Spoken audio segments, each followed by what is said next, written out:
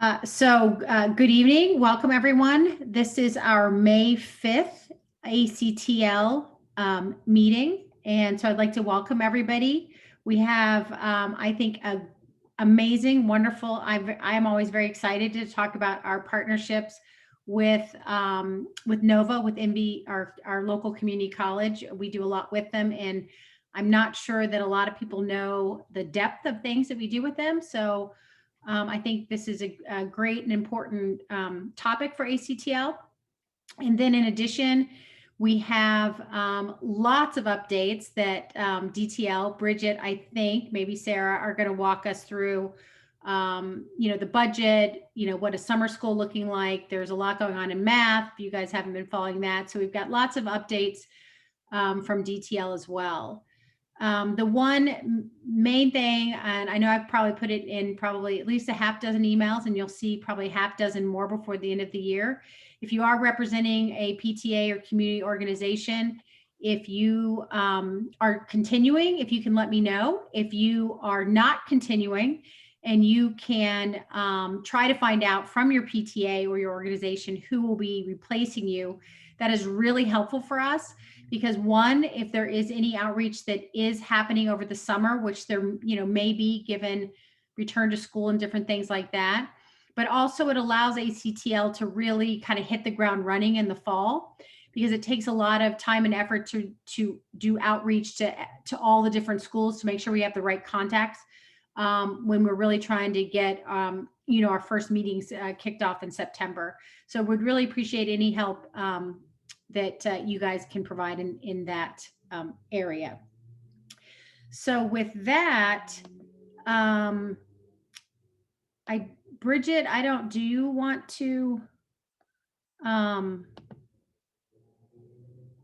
introduce folks or Anna Lily, do you want me to just hand it to you? Sure. No, I'm happy to introduce Anna Lily Caballero. Sorry, having stuttering with my turning on my video.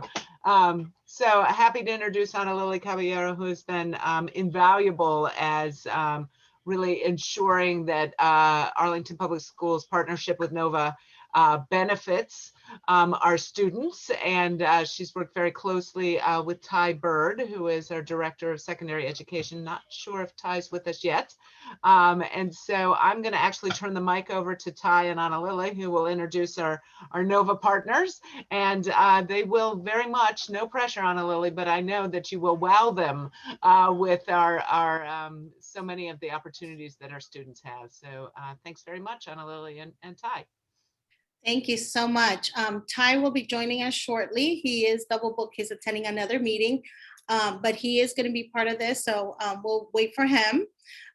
Well, while we wait for him, I'll go ahead and get started. We do have two of our colleagues that work side by side with us in getting a lot of the dual enrollment launching here in Arlington Public Schools. And that is Amy, and I'll allow her to introduce herself, and Katie Imany. Hi, good evening. I am Amy Nerman. I'm the Director of Dual Enrollment here at Northern Virginia Community College.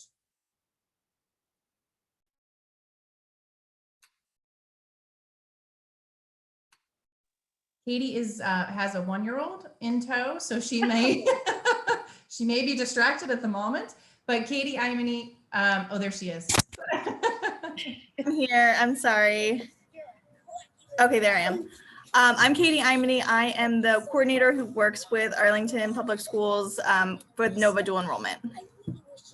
Yes, so she'll be kind of in the back screen and the background over there managing maybe the chat, but she's here for support. So thank you, Katie and Amy. I do have a short presentation. Would I be able to share that? You should be. Hold on, let me make sure that you can.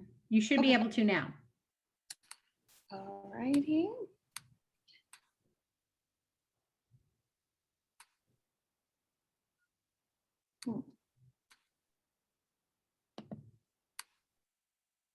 Let me try again.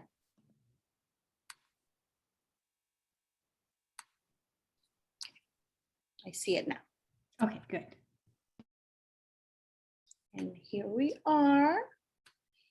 And thank you for the opportunity. I will have to take off my video because it's getting distracting. For the opportunity to be here with you tonight. We do have a lot of information for you regarding dual enrollment. I know that that is a hot topic for tonight, but there are other items that I do want to share with you about the partnership and the work that we do in Arlington schools. I would let Amy go ahead and get started and telling us just a little bit about dual enrollment, some background information, just the logistics of it, and then I'll follow up with the policy implementation here in APS. Thanks, Anna Lily. I don't have anything specific prepared, but boy, I could talk about dual enrollment in my sleep. So I'll do some general information, and then if you have any questions, I'd be very happy to answer more specific questions. Generally speaking, we consider dual enrollment when a student is doing the double dip. He's taking one course and he receives both high school and college credit for that course. We offer 3 layers of dual enrollment at Nova. For students, the most popular and cost-effective is what we call contract dual enrollment. And that's the dual enrollment that happens at the base high school or at Arlington Career Center / Arlington Tech.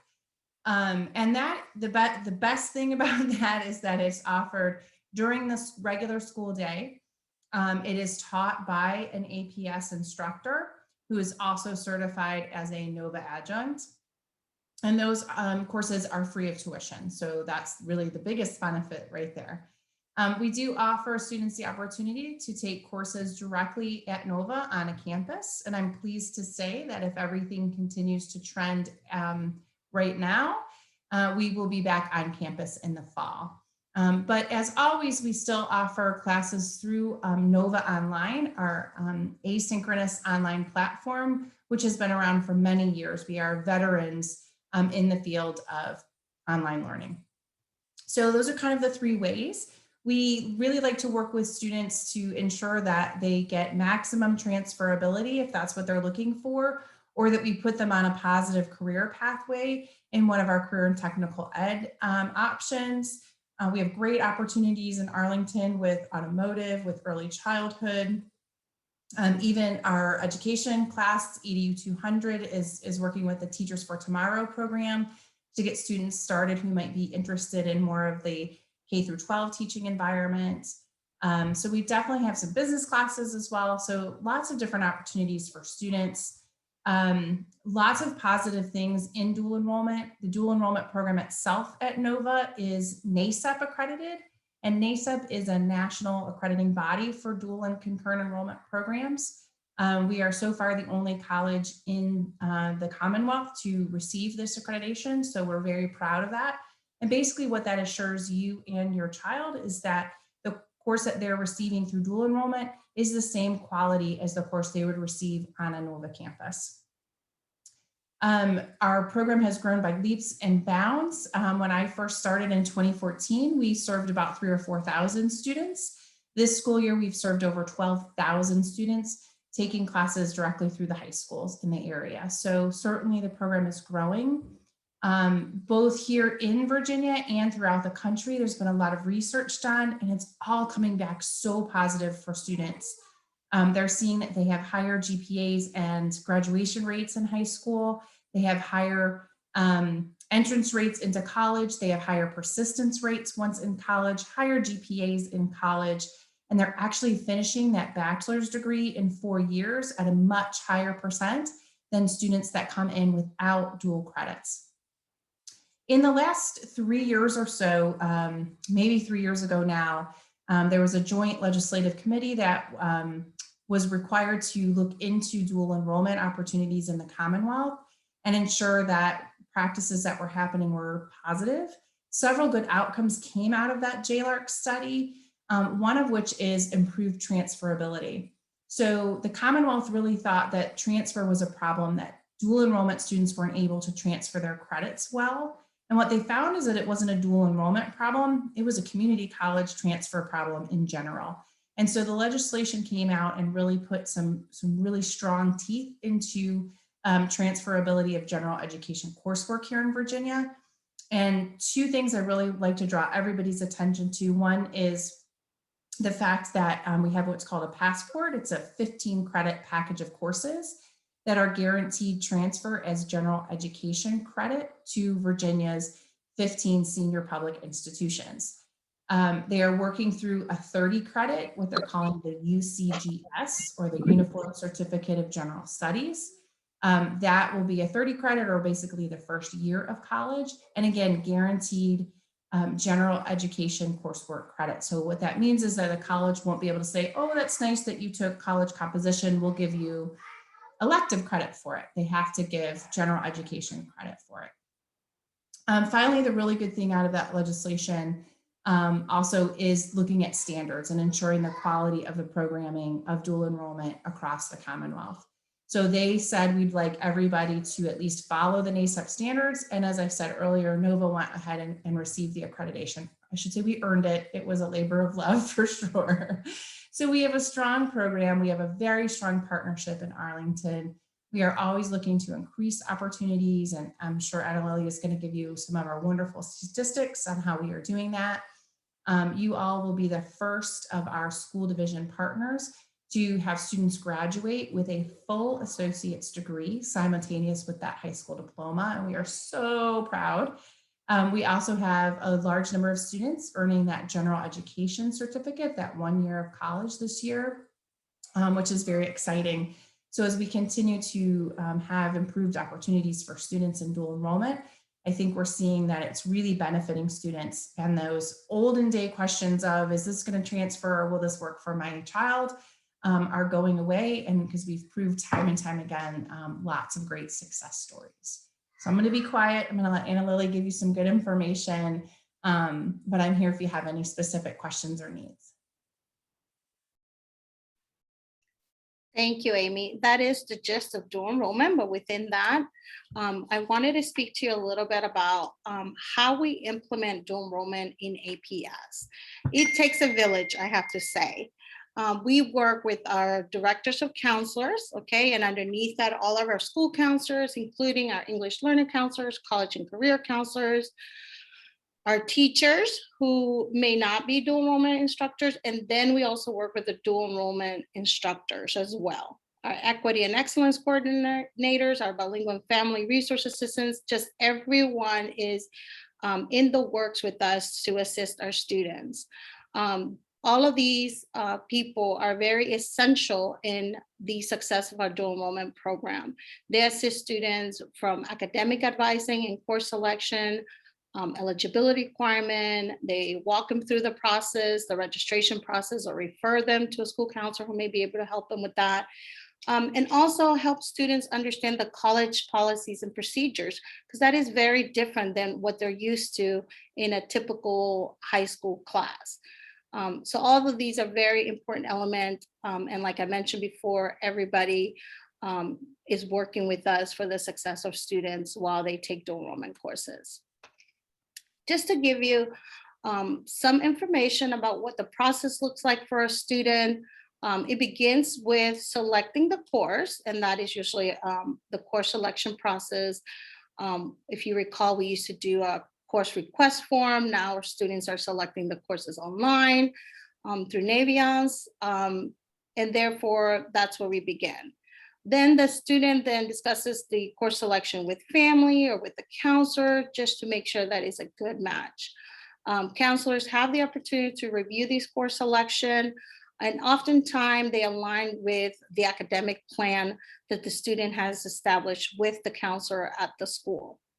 And then we have, the actual process starting where the student sits with the counselor. They typically do it independently and apply to NOVA, and then apply and register for the course. It's all done virtually now. So there's a lot of assistance in that. Some of the support that our dual enroll students receive is certainly referral to disability support services through NOVA. That in itself is a specific process, but we're continuing supporting students to seek that opportunity through case carriers, transition coordinators, their counselors, anything that the student might need, we're there to assist them through that. Certainly once students become a NOVA students, through applying to dual enrollment, they are connected to any NOVA resources that they may need. This includes, but it's not limited to, tutoring services, the writing center, the library, and any activities that NOVA may have for students. Essentially, they become a college student. They're a NOVA student, and therefore they can take advantage of any of the NOVA resources. Another key element of our success for dual enrollment students is the parent resource centers. They have been instrumental in helping us assist family in navigating the disability support services, but also in setting up virtual meetings with our families and much more. So they are a great resource in addition for our students and families. How do we get the word out? Well, typically we get the word out through the counseling department, course planning nights. A lot of these have now become virtual events. Certainly individual academic planning for our students, scheduling presentations. We have presented at a few parent-teacher PTA meetings, other evening parent meetings that may be going on throughout the school years. Any fairs that students can attend to learn more about the courses. And certainly we have put together, with the help of our NOVA colleagues, some informational virtual sessions for family and students. Here are some of our numbers. As you can see, Amy had mentioned in how we are growing. The dual enrollment program is growing well, so are we in APS. As you can see, it is skyrocketing, and we're very proud of that. We're very happy. And we're certainly offering a lot of courses for our students to take advantage of. So we've had a big jump the last year, and certainly we're very excited about that. This takes a look at the courses that we offer, or our students taking courses at the different APS locations that we have. Certainly the Arlington Career Center offers the most courses because they have the Arlington Tech program, but they also host our CTE programs. So as you may know, a lot of students from all of our secondary high schools and our programs attend the Career Center to take some of those CTE courses. And I'm giving you data here. The blue one is from, actually, let me go with orange. The orange one is from last year. So this is what we're looking at. And then the blue one is from the previous school year. So that would be 2019, 2020, the orange. And then the other one's 2018, 2019. How to think about that. So that is what our numbers are looking at. And we are very excited that it's growing within the home schools as Wakefield, Washington Liberty, that has to be corrected, and Yorktown High School. And we're very excited. We have now added English or composition dual enrollment in those schools, and we are seeing it take off. So we're very excited that a lot of our students are taking that opportunity to take on that first year of college English. And as Amy mentioned, that is a transferable credit. Some of the highlights in the past year or currently is our number of our pathway students that were accepted to the Pathway to the Baccalaureate program. This program is for high school seniors who plan to attend NOVA and then transfer to a four-year institution. You can see the breakdown by schools and certainly our programs as well. Some of the very exciting numbers that Amy mentioned is our general ed certificates that we'll be receiving from Arlington Tech. We have 14 students that are candidates for that, and 8 students for the associate's degree in computer science. Here are some of the events that we've had monthly. We've worked with NOVA to bring this information to our families. College affordability events in January. The NOVA Night, it is an annual event that happens in the spring around the course selection time, just to give our families, a brief review of what we offer through NOVA. May it be dual enrollment, Pathway to the Baccalaureate, disability support services.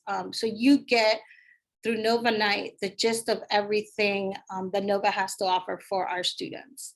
In March, we hosted a dual enrollment information session for our students who were considering taking dual enrollment, just so that they are aware of what to expect in dual enrollment. And then in April, we hosted the Vision Day with the Alexandria campus of Nova. And our students were able to participate in a Q&A with the Office of Disability Service, as well as our parents, just to get more information of what to expect when transitioning to post-secondary, so after high school. And these events are open to all students, and it does not necessarily mean that the student has to attend Nova. We certainly want students to be aware of all the resources available to them within our community. This is some of the ongoing work that we have as part in a partnership. Certainly, we want to continue to increase the number of transferable credits that we have and align those courses with our program of studies. And certainly, we want to be intentional about that, in that it benefits our students the best. We certainly are always looking to increase the number of certified instructors that we have specifically at each of the school locations, because this will allow us to offer more dual enrollment courses. This has been one of the biggest challenges I think that we have faced. We certainly want more teachers to be able to teach dual enrollment. Once again, we continue addressing the disability support services for our students to have smooth transition of services, supporting our counselors in anything that they may need, whether it be advising, advising, and certainly we want to get the information out to all of our audiences. That is one of our goals. How can we best communicate with our students and our families? So we have created a Twitter page, as well as our website link, which is in front of you. And you're more than welcome to visit it, please. Oh, and that is all that I have for you. So I think at this time, Ty has joined us. So if you have any more words, Ty, or any questions, I think we can take them now.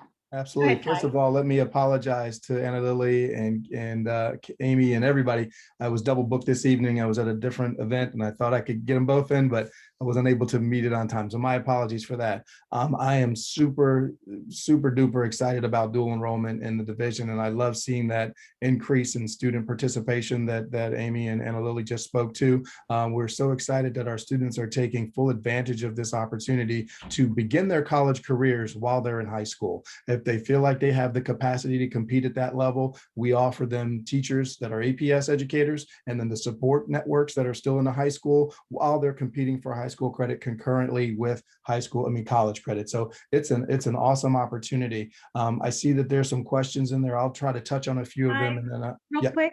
Yep. I'm sorry, real quick. So for people who don't know you or maybe Okay. haven't met you before. Okay. My apologies. Just, can you just kind of introduce yourself and your role with APS so people just know?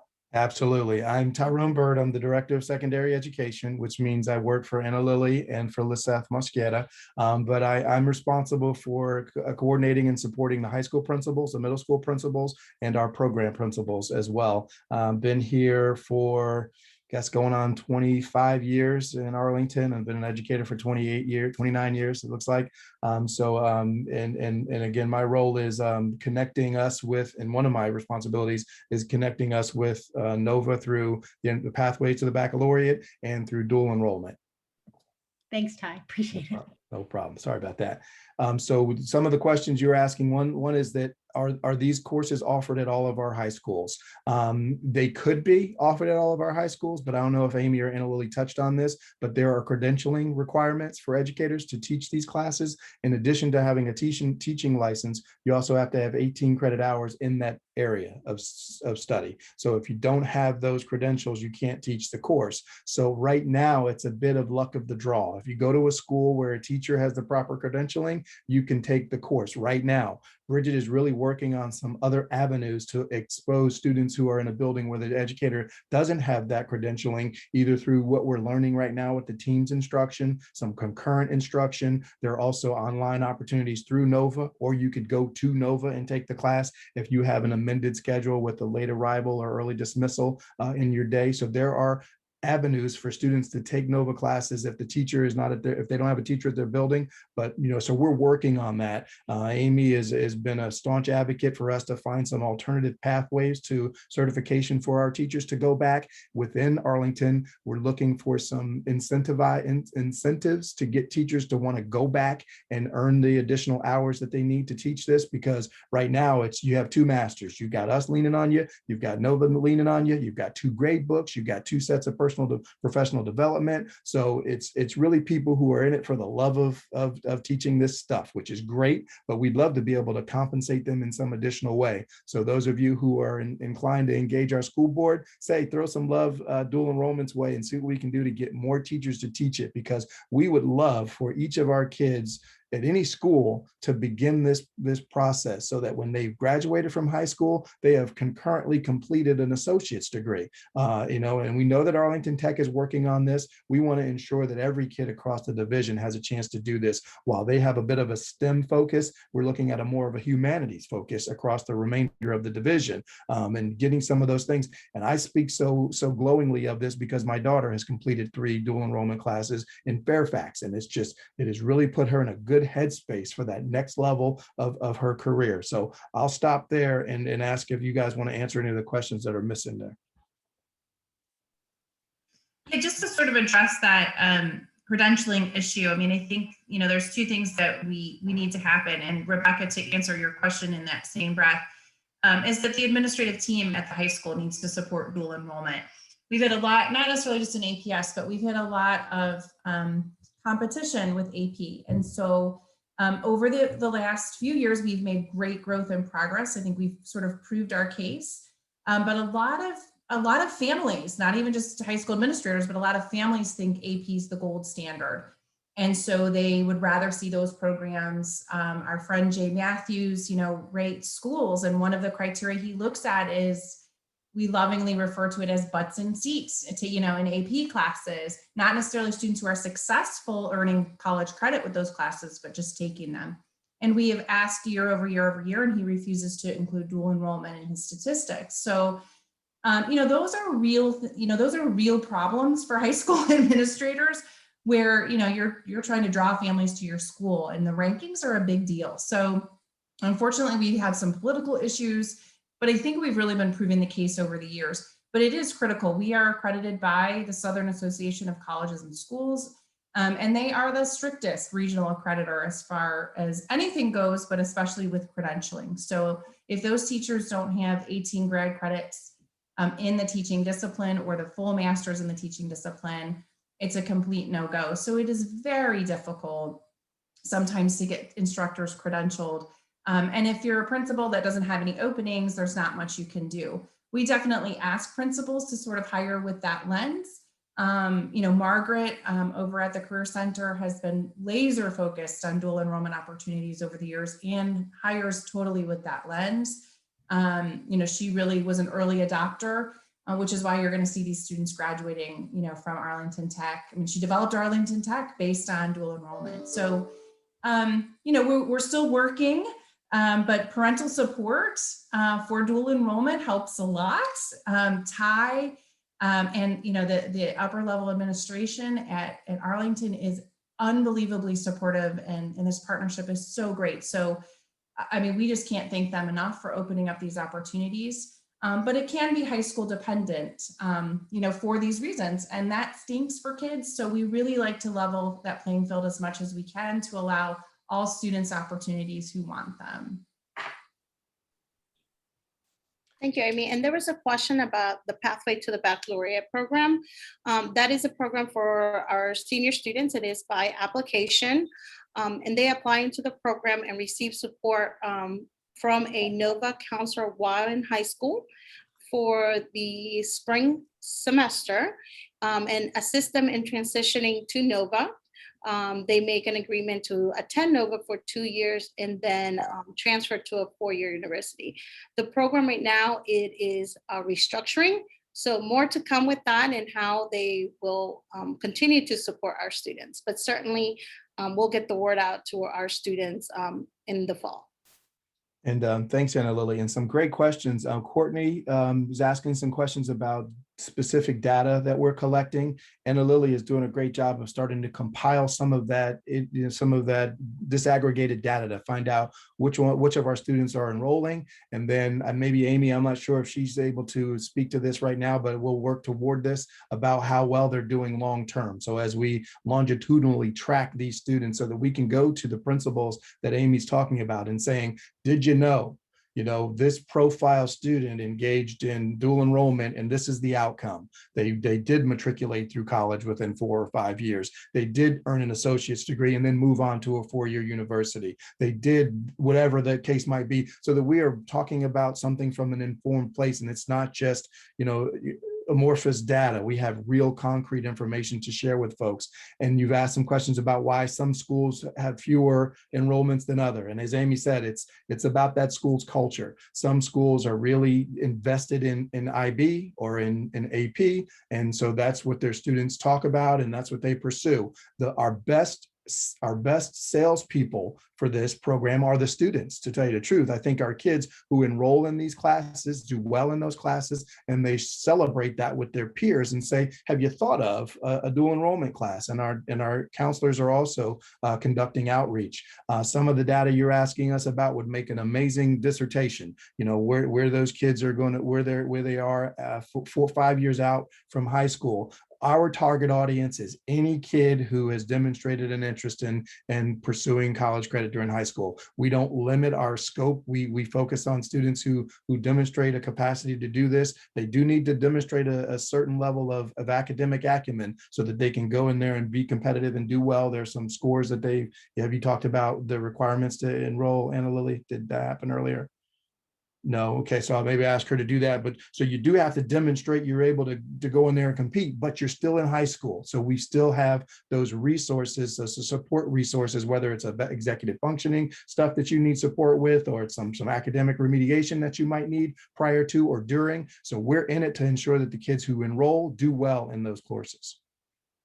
And it's like there's no test afterward. So you pass the class, you've earned the college credit. And Amy is really helping us focus our courses on those that are going to be transferable. So they're not just classes just for the sake of classes. These classes are classes that Amy and her team are testing with local colleges and universities to say, once you've earned this credit in high school, it will transfer with you, and you don't have to take that class as a freshman. So it's a money saver as well. Thank you, Ty. Yes, and you mentioned being prepared for a college level course. We certainly want students to be successful.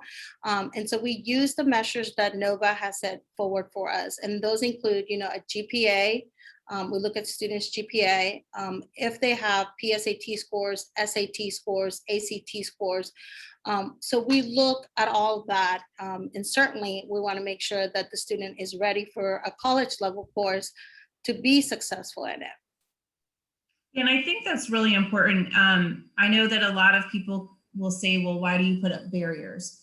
And I just want to make sure that everybody understands that we're not trying to put up barriers. These are actually VCCS, the Virginia Community College System policies for placement into a dual enrollment course. But they ask that students show basic college, math, and English readiness to succeed in a course. Typically, a student would come to NOVA with a high school diploma. That high school diploma is the certification that they have basic college ready English and math skills. So without that diploma, dual credit students have to show us something.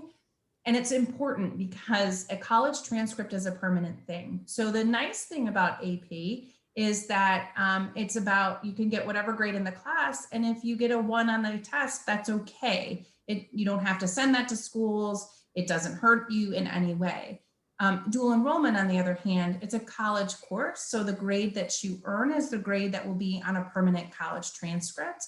If you start off poorly with D's and F's, withdrawals, that can actually hurt your ability to obtain federal financial aid in the future. And we don't want to put students already behind when they're starting off. And sometimes students will say to me, it's fine, Mrs. Nerman, I'm not coming to Nova. So if I fail the class, it's no big deal. And then I say, well, there's this little federal law thing that says that you have to submit any post-secondary transcript. Even if it's an F, it has to go along to that school. And you don't want to be breaking, federal laws. So it is really important that students do have some preparedness to be able to succeed in the course. The VCCS is actually under review of the guidelines in general right now. They're going to be putting forth some new standards. We are thinking January-ish. Whether those kick in January or they kick in for fall 2022, I'm not sure. But I have seen preliminary, and they are definitely opening the door wider. So they are loosening some of the restrictions and allowing some better opportunities, I think, which will be helpful for all students. But we're definitely not trying to create barriers. We're just trying to say that, college courses are a different level than high school courses. They're supposed to be. And so we need to really set these kiddos up for success and not fail them. And then they say, well, see, I knew I couldn't do college anyway, and now I have Fs, and so on and so forth. So I like to sort of give that speech when I can. Important. I have two questions here I want to make sure to touch on. Courtney asks if you can take both AP and dual enrollment, and the answer is yes. You can also take IB and dual enrollment. Washington Liberty has our highest number of dual enrollment students and courses. Well, not courses, but students. So they're obviously managing it over there. And I don't know if this is the case or if it's happened, but a dual enrollment student could sit for an AP exam if she or he chose to. So that'd be another interesting bit of data to collect and see if students have tried to compete for those two things. Courtney's also asked, do students have to pay tuition? And no, that's the great part about this, is that so far we've been able to stave off. I remember there was some conversation about having us pay a little bit for the dual enrollment. It'll come back. That was part of that JLARC study too, was tuition. Yeah. I can't hear that. So Nova we offer it free of tuition. We're allowed to charge up to 40% of our tuition for the dual enrollment that even happens in the high school. And Nova, thank goodness, said, I advocated hard for this, and they listened and said, you're right. There's no reason for us to charge. Let's eat this because it's the right thing to do for kids to open equity and accessibility to these courses. So Nova made that commitment to have them free of charge when they happen at the high schools. We have no authority, unfortunately, under state policy to discount the tuition if you come directly to Nova online or on a campus. But we're working on that too. But the legislation will eventually, I think, force our hand on the tuition, but we are dragging our feet as long as we can, and we won't do it until someone says we have to. So we're safe for now. Yeah. So, and I know, real quick, because we only have a few, I think we could talk about this for a long time. I think there's a lot of people interested. But Jenny Rizzo, who is a middle school Gunson rep, had asked much earlier on, right when you started, about how do you talk to middle school parents about this, right? I mean, those are the folks really, or even elementary parents, right? What would your message now, like if you're an elementary parent or again a middle school parent, what would you tell them? What would you suggest to those as they're coming up, as they're working with their own students and kind of planning that pathway? Any suggestions for our little ones again, or our middle school kids who are about ready to maybe hit that stride? Yeah, so I'll ask Anna Lily to join me on this too. But at the beginning of the school year, Bridget challenged me to visit with a PTA at each level. Anna Lily and I were able to get to all of the high schools, right? And we went to Swanson, and I think we're trying to touch base with all the middle schools. It's been a bit of an interesting year, you might have noticed. And so we might have fallen short of being able to touch base with all of the middle school PTAs to give them a discussion about what this is like. We do visit with the docs, the directors of counseling for each of the middle and high schools, and we sing the praises of dual enrollment to that cohort. We could do more, so we're going to try our best to do more. I used to do the information night, the middle school and high school information nights. It was an annual event, and Anna Lily and I were both there, and there were reps from Nova there out in the hallway handing out, sponges and things of that nature, just to put this into folks' minds. And as you know, part of our strategic plan is multiple pathways. So this is touted as one of those multiple pathways from pre-K all the way through your senior year. Please investigate all of these options and find out which one best suits your interests and needs. And we think that this fits the bill for many of our kiddos. Anna Lily, did I leave any? Yeah, no, absolutely. I think you've made a great point. This is just another opportunity for students, just like they have heard about AP and IB. We want to let them know that, hey, there's another pathway, that immediately gets you those college credits. And certainly, you have the opportunity to take all of them or one of each if you would like. Nova is just another pathway for our students. To take advantage of those rigorous coursework and prepare for college level.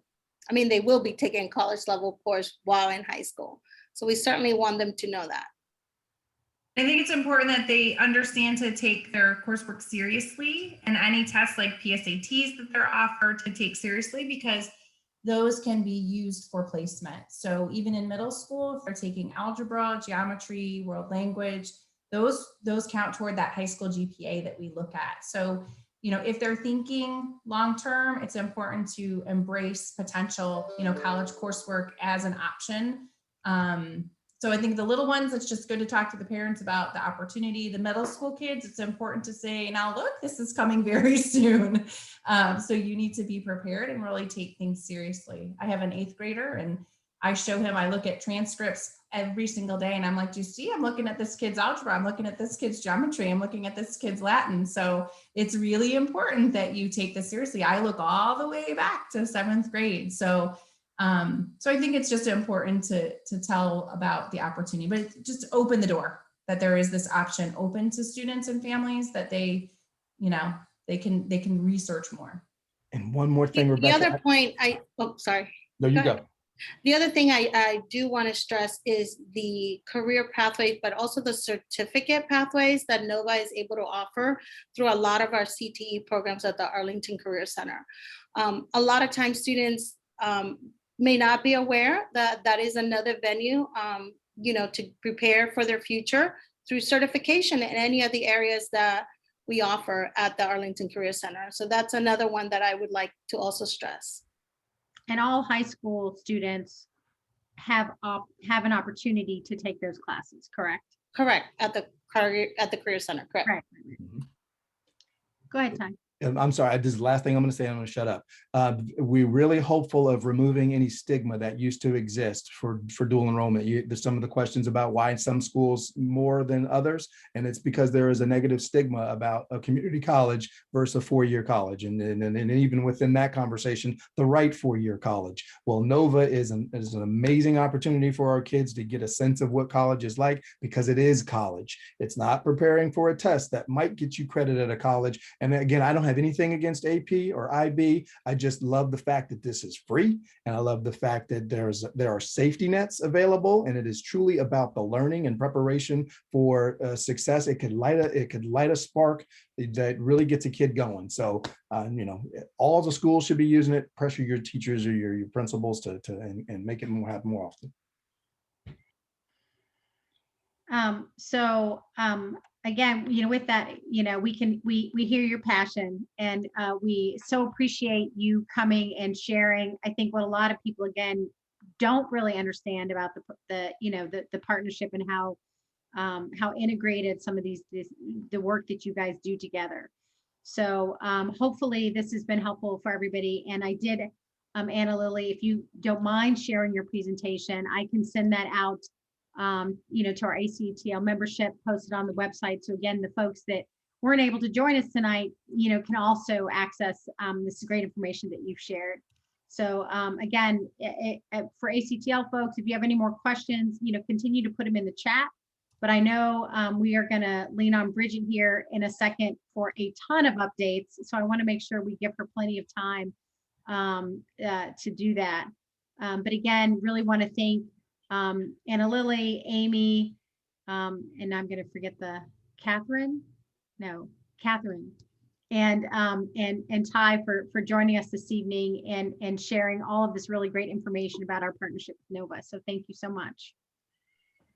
Thank you all. We appreciate the time. Thank you, everybody. Have a good one. Thank you. Have a good night. And now Miss Bridget, Miss Loft. Hi, Somewhere. everybody. Do you see me? Hello? No, I don't see you. I hear you. Okay. That's good. I can see me. I've got my camera on. There I'm you not are. quite sure. Okay, good.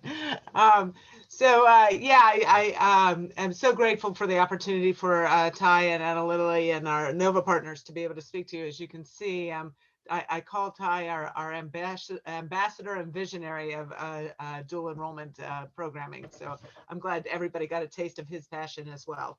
And Anna Lily has been a terrific resource to us. So I know I've got 4 things on my agenda to talk with everybody tonight. I may tap some help from our math advisory committee when we get to the VMPI,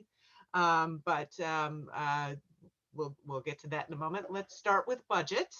So I am going to put a link in the chat to the presentation that was shared at last night's school board work session. That's the last work session before the board votes on their FY22 budget tomorrow. And so I'm going to refer to a couple of slides in that presentation just to kind of update you on where we are in sort of the evolution of the budget. I will remind everybody that all of the budget work session presentations are posted on board docs. So you head on over to the school board tab and navigate your way there. You can. And if you give me a page, Bridget, I can pull it up and. Perfect.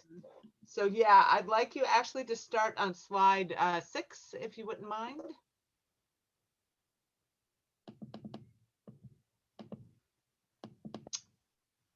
Thanks, Rebecca. So as I said, there's a lot in this slideshow. I'm not going to go through all of it. I just want to highlight a few items just to ensure that everybody's on the same page. So what you're looking at right now are some new budget requests and some reductions that have occurred since the board introduced its proposed budget back on April 8th. And so just to kind of highlight a few of the expenditures and then the sort of new budget requests, if you will, or I should say new budget requests, request to reconsider some reductions. So the first is that this reduction of the amount for additional IB students at Washington Liberty. We're looking to expand the enrollment at Washington Liberty and the IB program such that the students who are on the wait list now would be admitted. And so in order to do that, it's going to cost us, as you can see there, and both in money and in FTEs. The LSIOP training for secondary teachers. So the DOJ settlement agreement requires that all of our secondary content and special education teachers engage in professional learning related to sheltered language instruction within their content areas as well. And so initially the L office had been planning on spending about $300,000 on this PSYOP training for our teachers to participate in, and using the Title III grants monies to do that. And we were notified late in the game by the DOJ contacts that we would not be permitted to use Title III monies. So we're able to fund from operating funds, carrying over funds, the $200,000 of that, but we would need the additional $100,000. And that's why that came in as sort of a later budget update. The next two pieces are related to our planning for a separate K-12 distance learning program in the fall. And I'll talk about that in more detail later on. But in order to have that distance learning program well staffed and supported, we do need an administrative assistant who would serve, one part attendance, one part special education, one part registrar. So really sort of a jack of all trades, and be supporting the administrator. And then we'd also, that's the 1.0, and then the librarian would be a 0.5. Because there's a lot of additional tasks and responsibilities in a distance learning program, as we've learned for a librarian. And so because this is, and particularly because this is a K-12 program, we're asking to have a 0.5 librarian. So you'll see the FTEs there. And then as far as these following items were on the school board's reduction list, and we're coming back to them after getting some new information for them to reconsider. So initially the Adobe Creative Suite, which is used by all of our students who take photography, and several classes for a career and technical ed. The thinking was that we might be able to purchase individual licenses as opposed to paying the $91,000 for the Adobe Creative Suite. But after doing some research, our information services staff has come back and recognized that we wouldn't be able to do that. And so we're asking that we reinstate the monies for the Adobe Creative Suite. And then the reading specialists at Tuckahoe and Long Branch is really based on student enrollment. There's sort of a formula that when enrollment dips below a certain number, then the schools would lose a reading specialist. But because we are so actively engaged in transitioning to structured literacy, this is a really terrible time for these schools to lose a reading specialist. So we're asking to have those back, and you'll notice that those are 0.5 at each school, so that it totals a 1.0. As an aside, Lori Silver, our supervisor at the English Language Arts Office, will be sharing a monitoring report at tomorrow night's board meeting that will really explain the shifts that we're engaged in as we develop our structured literacy program that will much better meet our youngest students' needs, and also help us to be able to identify their learning challenges with reading much more quickly. So if you're looking for something to do tomorrow night besides checking in on the budget, please take a look at Lori's presentation. The other two pieces are technicians.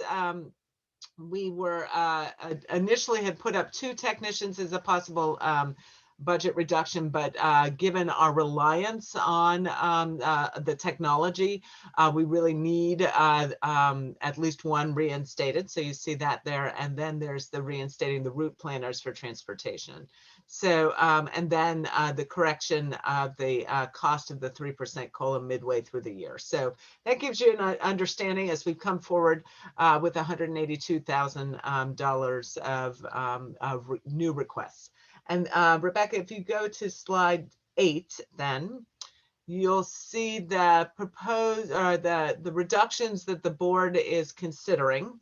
And these are new in their proposed budget. They had several reductions listed, but these were new as of last night. So considering not replacing musical instruments to the tune of $15,000. I will say that Pam Farrell has advised the board that that is not a cost that would be catastrophic or cause particular damage to the music program. So it might be something that, well, we never advocate for reductions. That would be something we'd probably be able to recover from. The professional learning for our national board certification, you'll see that at $20,000 along with the removal of a copier.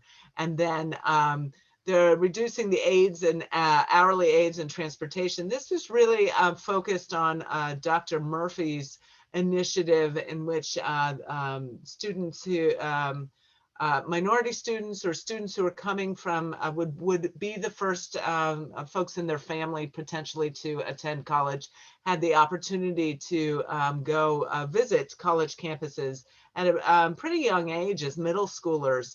And so this money was set aside to help with transportation. So this is not an initiative that has continued. And so that might be sort of less painful cut as well. The last piece is increasing the elementary school planning factor and raising class size by 1 at the elementary level. And this, as I understand it, is in part response to some of we surveyed or contacted families who withdrew from APS this year and try to get a sense of how many would be returning. And it looks as if out of the 3,500 families that left APS, it appears that about 2,000 would not be returning, may have moved out of the area or have other reasons for not returning. And so I think given some concern about the potential reduction in enrollment, the board is taking a look at perhaps raising class size and what that might do for us. So, and then you see adding a 0.8 for the Kenmore's exemplary projects. So again, as they say, it ain't over till the fat lady sings, right? So that's tomorrow night as the board will vote on their budget, but did want to give everybody sort of a heads up of what to expect. So I'll pause there. I know I'm on a brisk agenda item. So you tell me, Rebecca, if it's time to move forward to summer school. And Were there any, because I was sharing my screen, Bethany, were there any questions? Anyone have any questions? There were no questions in the chat. Oh, I'm sorry, one just popped up. DTL clarification on the class size. One student per class in grades 1 through 5. Right. Yeah. And I do want to clarify that's not a recommendation from DTL. That was a recommendation from the board. They're considering that. But yes, it would be raising class size from 1st through 5th graders by 1.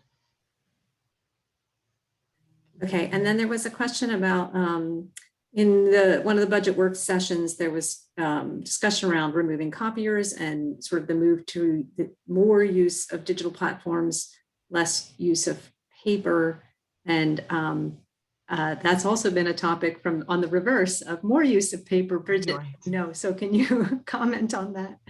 Sure. And I will say that this was, so each department proposes potential reductions, right? So this was a reduction that came from information services, not from the Department of Teaching and Learning.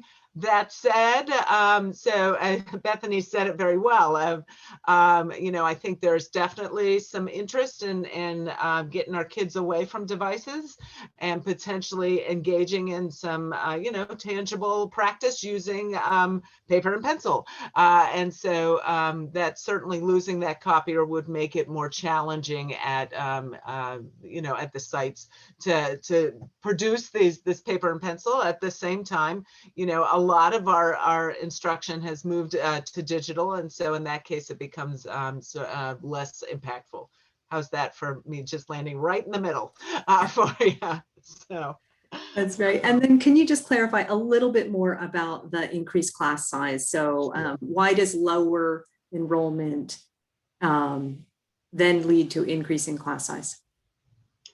Right, I'm sorry. So I was sort of marrying two phenomenons there, and that was not clear. So the one phenomenon is that we potentially could be looking at significantly fewer kids, around 2,000 kids, if those families do not return to APS. And that then requires some adjustments in our staffing because we're not going to be able to then staff our schools the way we currently do. And I apologize, looking at the chat too, Sheila, the increase in class size is a way to address some of of the shortfalls in the budget, because as if you look through the presentation, you'll see that we're still looking at an around $11 million deficit, which would have to be addressed by using reserves. And, you know, I mean, some characterize this as the rainy day that we save for, but at the same time, if we dip deeply into our reserves and there's another, you know, 100-year pandemic that happens next year, we may be in trouble. And so I think the board is looking at how can they reduce that deficit, and one way to do that is to raise class size. So I apologize for the confusion. Bridget, do you have a sense of how many teachers, how many positions could potentially be cut with the 2,000 students who are not returning? And then there was also a question further up about, are those students who are not returning primarily at any particular level within the system, or is it spread across? It's pretty well spread, as I understand it. And I actually don't have specific numbers for you on either of those questions. I would expect that there may be some more information at tomorrow night's board meeting about that. But I will say that we have been directed to rerun our staffing to understand how many teachers might be surplused if those 2,000 kids don't come back.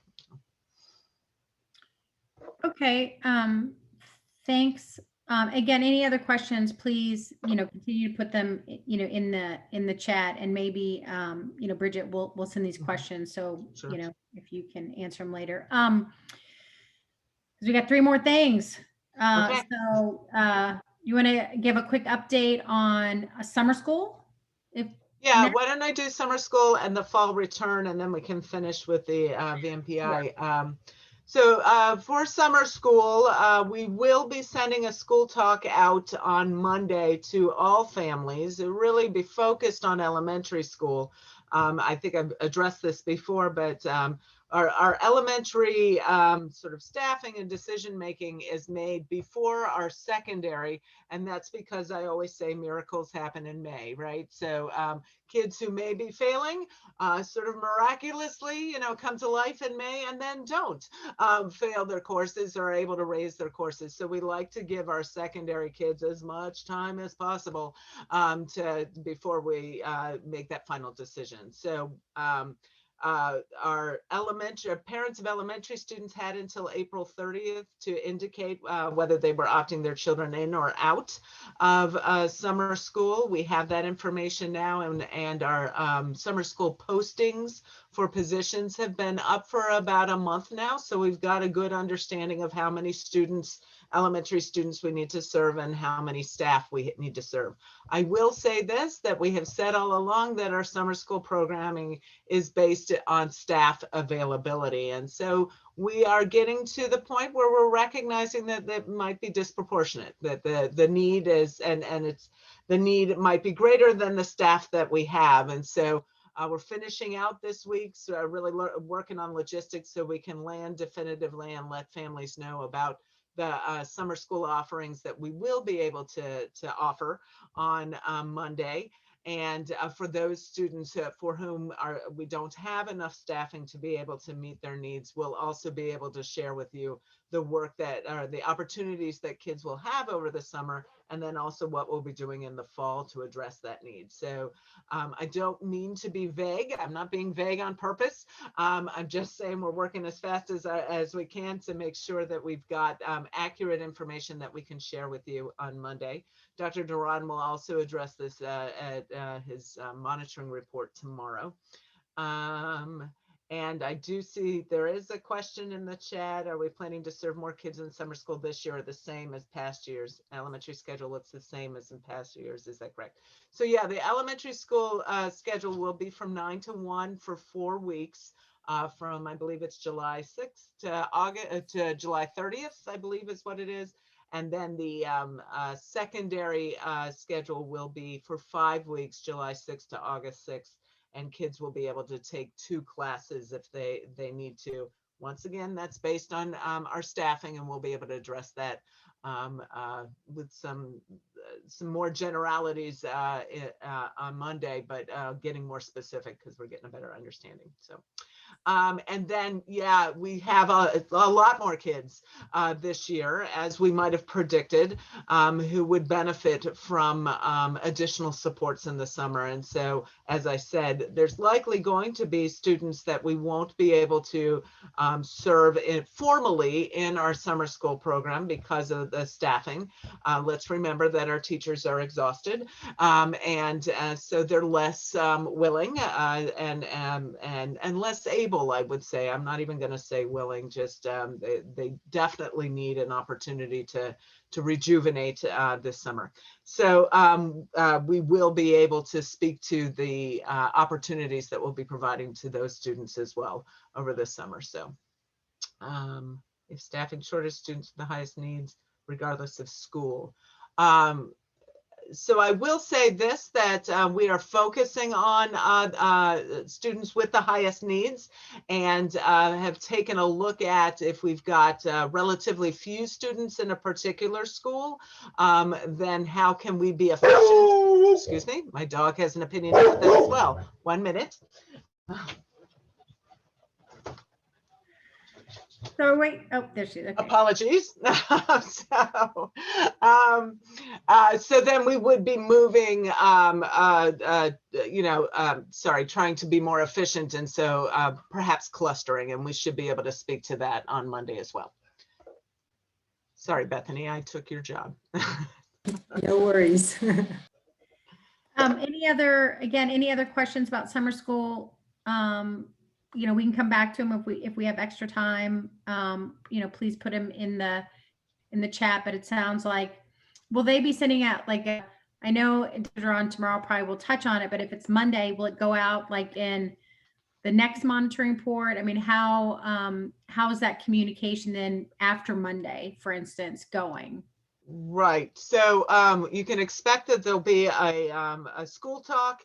And then we've got some other platforms. Definitely, we have the summer school website. Schools also will be communicating with their families as well.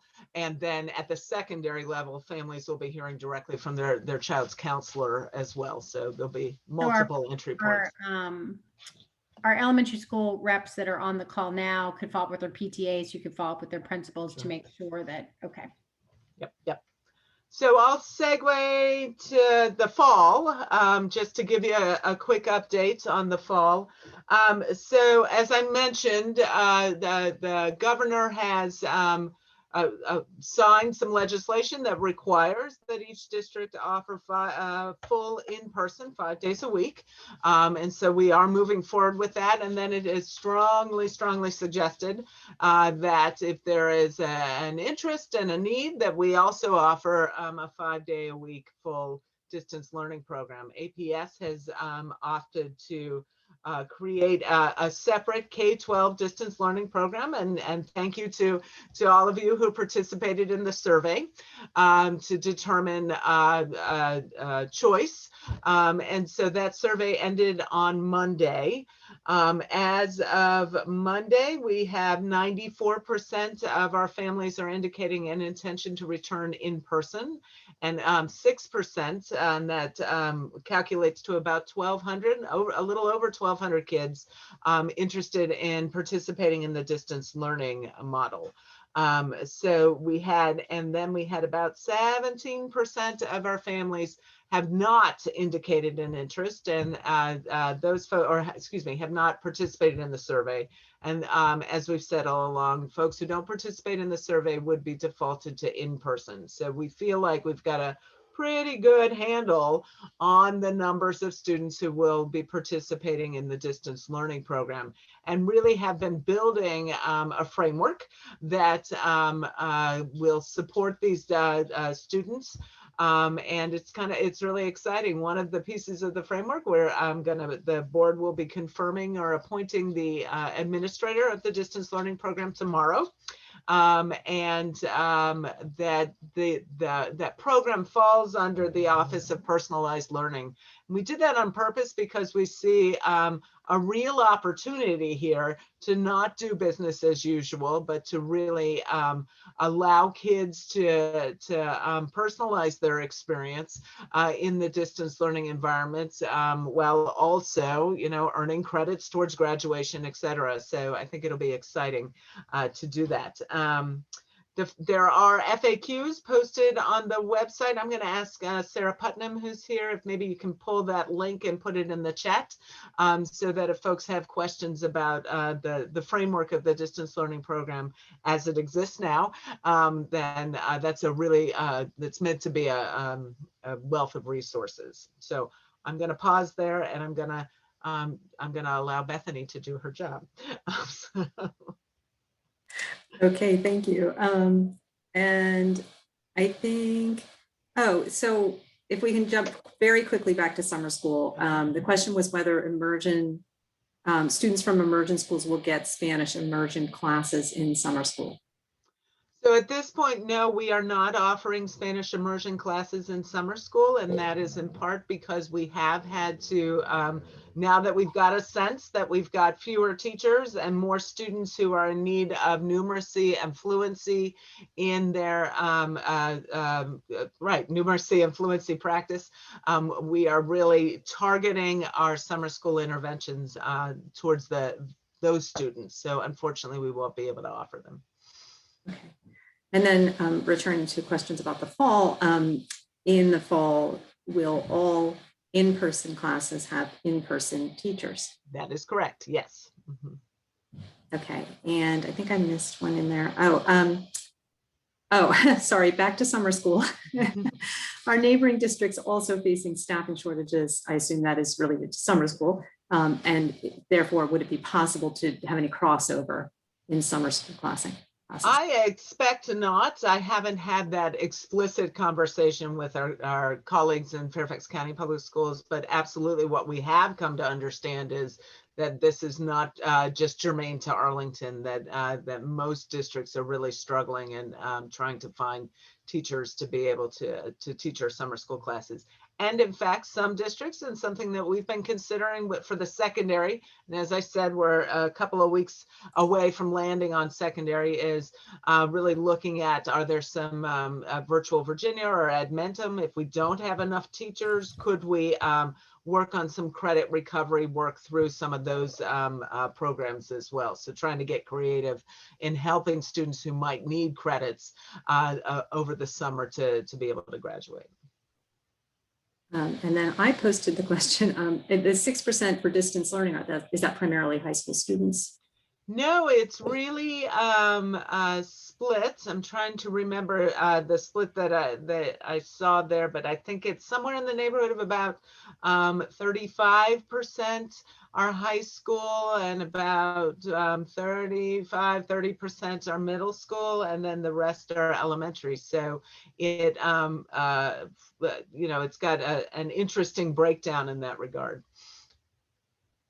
And yes, it looks like Sarah has confirmed that. I'm sorry, Bethany. I'm going to turn off my chat so you can read. Yeah, that's fine. We're just, Sarah's answering questions as we go, as she's able. Okay. So I think we are caught up on questions. Okay, great. All right, so yeah, I mean, again, and please keep posting. We'll let Bridget switch over to math just to give an update on that. And for those maybe wondering why we're doing math, it could potentially be a very significant change. So really want to make sure that you are aware of it, and that your schools, your PTAs, whomever might be interested, now is the time to understand what's going on. So that's why we're bringing it, just a quick update to you tonight. Right, and I will go ahead and put a link in the chat to where you can find more information about the Virginia Math Pathways Initiative. And I want to make sure I'm saying that correctly, because it's in my mind it's the VMPI, but I want to make sure. Yeah, so it's the Virginia Math Pathways Initiative. And a couple of the key things that I want to underscore is that this is coming out of a regularly scheduled update to the math standards of learning. So this isn't something that is sort of coming out of the blue. It is in response to updating these SOLs. It's really looking, the VDOE is really looking to reshape the math curricula, and it's via the Virginia Math Pathways Initiative, or known as VMPI. So, and it's beyond reshaping. I think it's really looking to modernize it because it's incorporating more data science and statistics into the coursework. It's really encouraging application of math to solve real world problems.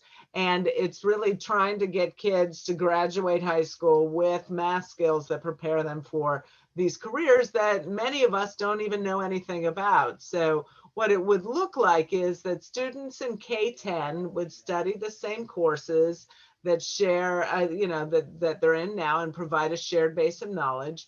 And students in K-7 would learn foundational concepts. So that's where there's really working on that application piece. Students in grades 8 through 10 would take an essential concepts course, and it's going to blend algebra, geometry, and algebra 2 using content from data science, statistics, and probability, and a real emphasis on this cross-curricular study, which is mirroring our profile of the graduate skills and the skills that we would expect our students to have as they move into the real world, if you will. So then after they built that base, right, they'd be able to choose from many course offerings in 11th and 12th grade, really depending on their career interests. So, if you're interested in, sociology, statistics may be what you'd want to move forward to. If you're interested in more sort of graphic design, then you may be moving into modeling and design, right? So STEM interested kids could take a combined trigonometry and a condensed pre-calc course in 11th grade that would get them ready for calculus.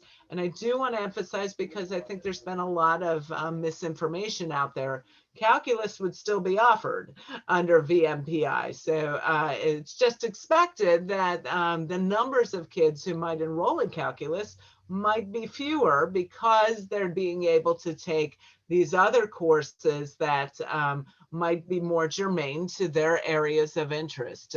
So I think one contrast between the current sort of course of study and the VMPI is that currently, there's some pretty linear paths with calculus is often seen as the end game for many of our students. And I will speak as in my own experience, and being the parent of a son who is majoring in music education, calculus was not where we needed to land, right? And so if both I and my son have been offered the opportunity to take courses in statistics or logic, I think we would have been able to apply some of our math learning, and probably, God bless America, excuse me. I will say all is safe in the Loft household, definitely. So we'd be able to apply our learning. So last thing I want to say is that under the current timeline, VMPA would come into effect during the 25-26 school year, right? So it's still in its formative stages, and it's VDOE is being responsive to some of the feedback that it's been receiving. And I think the last thing is that while it's based on the assumption of heterogeneous classes, right, in K-10, VDOE has said districts have the flexibility to incorporate acceleration or honor support classes to meet our needs. So that gives you kind of an overview. The information I posted in the chat can also give you some overview. And I imagine, Bethany, there are some questions. There are some questions, Bridget. I'm gonna back up one moment to a previous question, and I'm sorry that we are backtracking a little bit tonight. But Paula posted something that's really important. She said many families are concerned that APS will backtrack on the in-person 5 full days a week and go hybrid or something different. And how concerned do you feel like families should be about that, Bridget? I think we're all facing the same unknowns, right? So we are building our plans based on the expectation, the good news that we're hearing that students as young as 12 are likely going to have access to vaccinations over the summer. And then as we look in the early fall, our younger students will also be eligible for vaccinations. And so we're making those plans such that we would be able to provide a safe experience for our students. You'll recall we also came out and said, quite frankly, with 95% of our kids coming back, we're not going to be able to social distance. So we'll continue with mask wearing, we'll continue with the Qualtrics, et cetera. But it is possible that, the pandemic, we have another surge. And if that's the case, then we're going to have to make some decisions about that. But we are going in with full faith. If things stand as they are right now and get even better, then we're going to continue to move forward with 5 days a week instruction, in-person instruction. Thank you. Thank you. Okay, so to Matt, the high level dual enrollment math classes that are beyond calculus. Any thoughts on how the math initiative is going to impact that? Yeah, caveat. What you're going to hear is Bridget riffing because it doesn't exist, right? But I will say I'm going to pass the ball to Sarah Putnam, a former math supervisor who is not lovely enough to turn on her camera. So I have some thoughts, but Sarah, what do you think? I would just say those courses would still exist, and we do have just a handful that go beyond that, and nothing about what's proposed as a change would preclude students who are ready to go beyond that from being able to engage in those courses. So one of the big things that I think we need to remember, they've given us the flexibility as a local system to make sure that we can still best meet the needs of our students. And if we have students who are ready for courses at that level, we certainly have the ability to do that. Thanks, Sarah. Bridget, can you speak to sort of what detracking is, and then the detracking and revision of the curriculum and how those things are connected or not connected? So the question was, how did these conversations about detracking get tied into the revision of the curriculum? It seems like 2 different efforts got tangled together. I'll say this. I think there's been a real interest in this initiative and tied to the profile of a graduate on providing more opportunity for kids to collaborate. And to really learn from kids who are different than one another.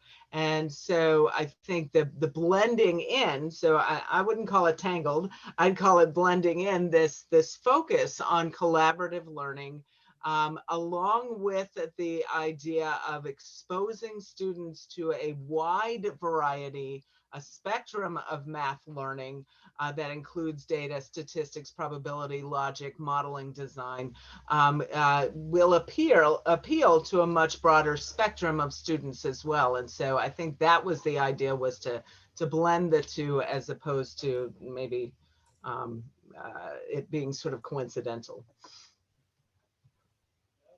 Sarah, do you have any thoughts? Did you want to add to that? I just added one comment in the chat there that the revision of this kind of the VMPI piece kind of comes along at the same time that you would go through the normal cycle of revision of standards for VDOE anyway. So right now we're doing the 2016 standards for math. That's what we're teaching and testing when it comes to the SOL. So it's a 7-year cycle. So the next time it comes up is 2023. And then those would go into effect really for the 25-26 school year, I believe. So it's not that it's tangled, it's just part of the normal cycle. And I think the work that's gone into it thus far is really based on national research. They've talked to universities about what would prepare, kind of to build on what Bridget was saying, the profile of a graduate, what would prepare students to be engaged in the math learning that's going to really align with maybe their college or their career path. So it's really based on some sound information. Sarah, there's a question in the chat, and I won't make you answer it, but it's related to that very point. It says, given that there will be flexibility, how will APS avoid the situation where parents are calling for so much acceleration for their children that it will essentially derail the new system?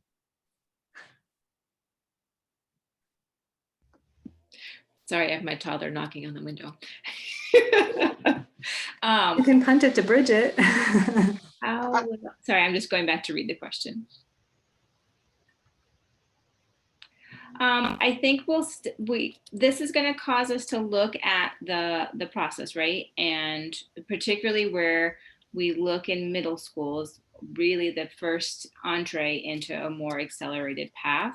And in talking with the math folks, even at this point, we know that there will be opportunities where we'll need to differentiate. So I think when parents are calling for that, we need to help them make an informed decision for their students, so that we are exposing students to a depth of knowledge when it comes to preparing them for algebra concepts and beyond.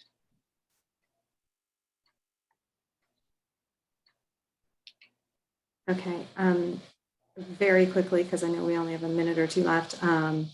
So there's a comment in the chat about the problem is they won't be able to take those high level classes unless they can get into advanced classes early, like in 6th grade. If they're doing 7th grade math as a 6th grader, et cetera, it gets them into a pathway. I think you were just speaking to that sort of flexibility and parent advocacy to help move that along. It's true, but also when you think about how those courses in middle school will be crafted, it's meant to give students that depth of knowledge so that then they would be prepared for a course that's not going to be sort of what we experienced as learners, where it's like, okay, here I go and take algebra, right? It's my algebra year. They want to be able to blend concepts from algebra, geometry. When you think of that archaic sequence of like you do algebra 1, then you take a pivot and you do geometry, then you come back to algebra 2. It really doesn't make any sense. So they want to make sure that we're creating courses that kind of blend all of that in together after students have that foundation at the middle school level.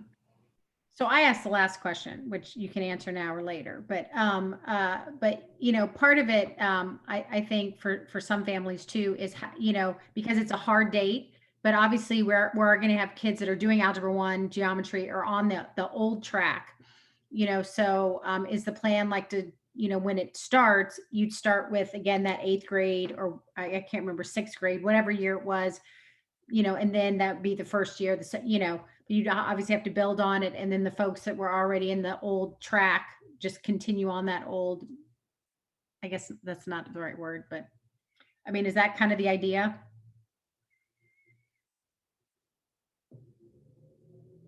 Be on mute. Sorry. I don't think we've gotten that far yet in terms of when it will go into effect.